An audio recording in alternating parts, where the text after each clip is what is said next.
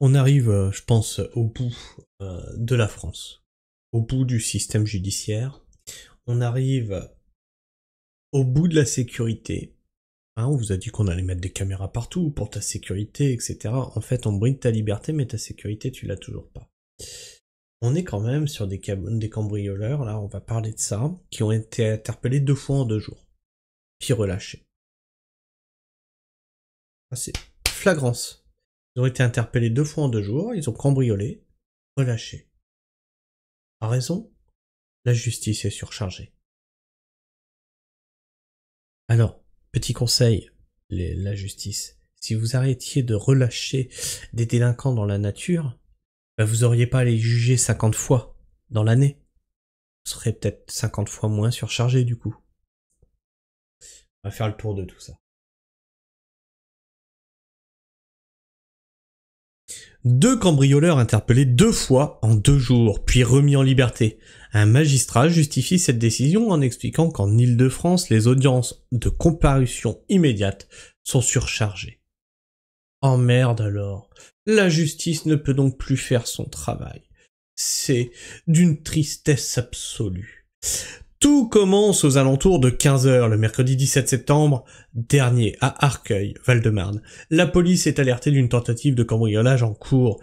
Plusieurs équipages se rendent sur place et interpellent 2 jeunes hommes de nationalité française.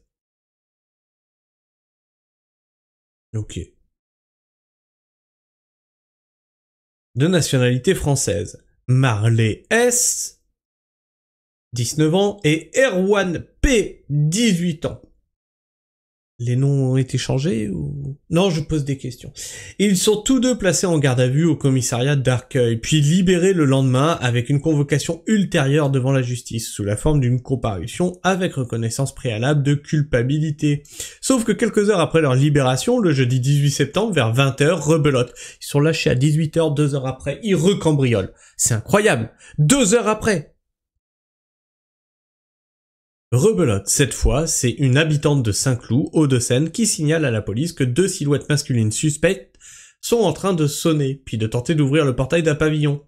Les 2 jeunes hommes sont à nouveau interpellés, l'un d'eux avait d'ailleurs retiré ses chaussettes pour les glisser dans ses poches, technique bien connue des cambrioleurs pour éviter de transporter des gants et ne pas laisser d'empreinte digitale. Nouvelle garde à vue pour les 2 cambrioleurs présumés qui sont à nouveau libérés, avec une nouvelle convocation devant la justice. L'histoire n'est néanmoins pas tout à fait finie puisque l'un d'eux, Erwan P, refuse de quitter le commissariat. Il exige un justificatif de sa garde à vue et du placement sous scellé de son téléphone, menace de dégrader des véhicules de police et, pierre à la main, menace de la jeter. Non, mais au bout d'un moment, mais faites-vous respecter, merde! Il est immédiatement interpellé et placé en garde à vue pour outrage, menace et injure. 3 fois. En 2 jours.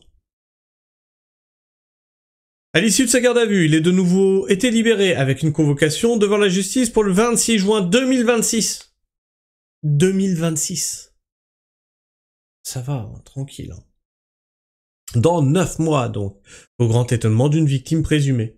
Je suis abasourdi d'apprendre que des individus sortis le jour même de garde à vue pour une tentative de cambriolage soient relâchés, commettent quelques heures plus tard une nouvelle tentative et soient à nouveau remis dehors, et menacent les flics en plus.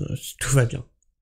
Contacté par Valeur, un magistrat justifie cette décision en expliquant qu'en Île-de-France, les audiences en comparution immédiate sont hélas surchargées.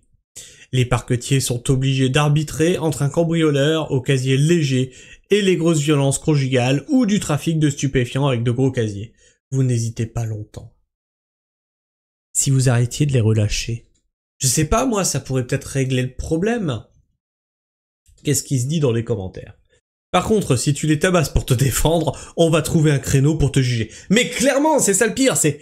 Le mec il rentre chez toi, tu lui mets un bourre-pif, il a le nez cassé... C'est toi qui es condamné. Et dans la journée, hein, c'est là, ça va pas attendre. Ah, mais attends, mais toi, t'es français aussi. T'es bien, et puis t'as la bonne mélanine. C'est bon, ça fera pas de vague si on te juge. Mais il faut continuer à dépenser nos impôts pour louer des hôtels pour les migrants. Les Français ne peuvent plus entendre ce discours d'excuses permanentes, c'était permis à recommencer pour la racaille, et ce n'est plus acceptable. Et effectivement, il n'y a pas de sévérité dans notre justice, donc on leur laisse carte blanche pour recommencer. Si Ségus avait cambriolé le domicile d'un magistrat ou d'une huile du coin, on aurait trouvé une place en tôle pour eux. Effectivement, hein. Il y a eu un squat chez un magistrat, ça a été réglé dans les 48 heures. Hein. Alors que toi, tu peux attendre des années. Et toc, les fachos, ce sont des Français, voilà. Oui, rappelons que les prisons sont surchargées car il n'y a jamais eu autant de délinquance. C'est hallucinant. Aujourd'hui en France, vous pouvez cambrioler quelqu'un sans conséquence. Quasiment. Mais pourquoi donc la justice est surchargée en Île-de-France? Eh ouais. Pourquoi donc en Île-de-France elle est surchargée, la justice? Donnez-leur l'adresse de ce magistrat, il verra rapidement le problème autrement. Exactement. La justice ne rend plus ses décisions au nom du peuple français, mais au nom des racailles. Notre boulot? Libérer les criminels. Et toi, qu'est-ce que tu penses de tout ça? Est-ce que tu penses que justice est rendue dans notre pays? Ou penses-tu qu'on a une justice laxiste? Ou en tout cas une justice à 3 vitesses? Une justice pour les bourgeois, une justice pour les prolos bien blancs, bien français comme toi, et une justice pour leur laisser une chance. Dis-moi tout ça dans les commentaires. Partage-moi ton avis et ton opinion. Abonne-toi si tu es encore là en fin de vidéo et partage cette vidéo autour de toi. Tu peux la liker, la booster. Sur ce, moi je vous fais la bise. Prenez soin du sol. Et restez pragmatiques. Ciao.